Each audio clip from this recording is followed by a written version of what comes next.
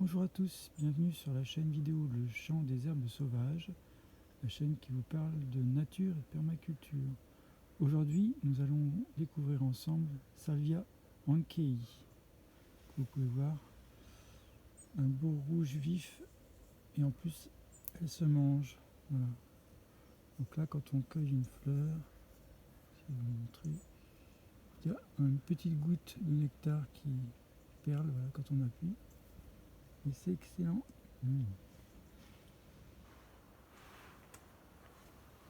En première impression, on a une amertume assez prononcée, beaucoup d'arômes, et puis ce nectar qui est très sucré. Alors je vais vous décrire cette sauge.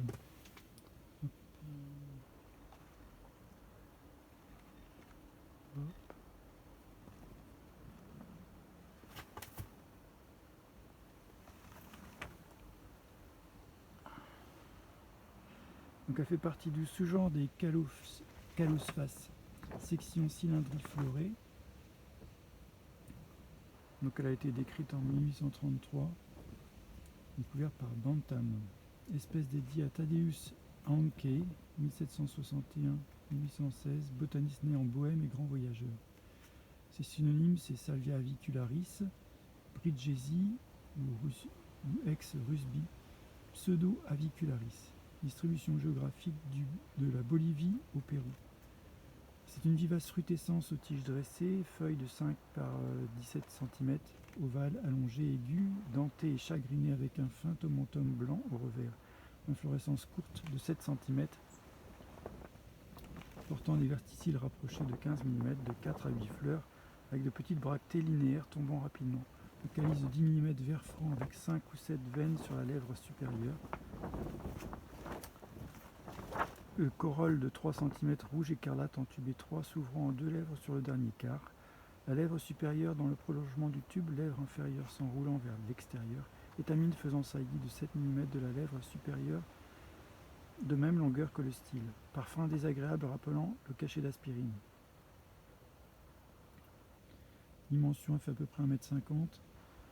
Période de floraison sporadique au printemps ou à l'automne sans que jamais l'auteur ait pu comprendre les mécanismes qui l'induisaient. L'auteur, il s'agit de Christian Froissart. Et le texte vient du livre La connaissance des sauges, des éditions Edisud.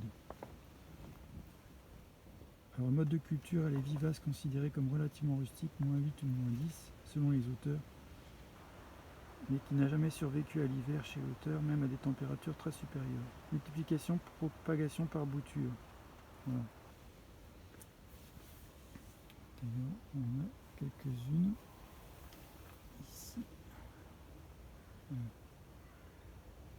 J'en ai fait quelques-unes en prévision pour ne pas la perdre. Alors, on retourne sur la plante. Vous voyez, elle a un port dégingandé. Donc j'étais obligé de l'attacher avec un petit lien sur des bambous. Et puis, malgré ça, elle est magnifique, elle est pleine de fleurs.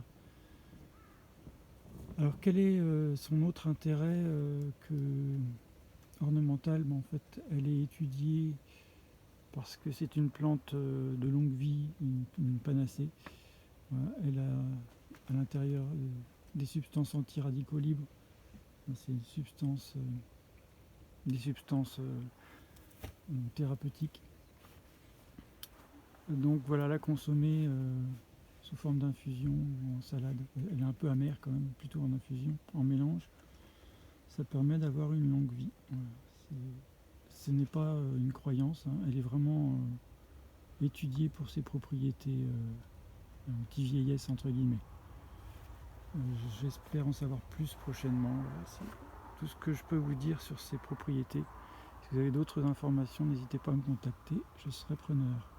Voilà, je vous souhaite une bonne fin de journée ou une bonne fin de soirée selon l'heure où vous verrez la vidéo. Et à bientôt. Au revoir.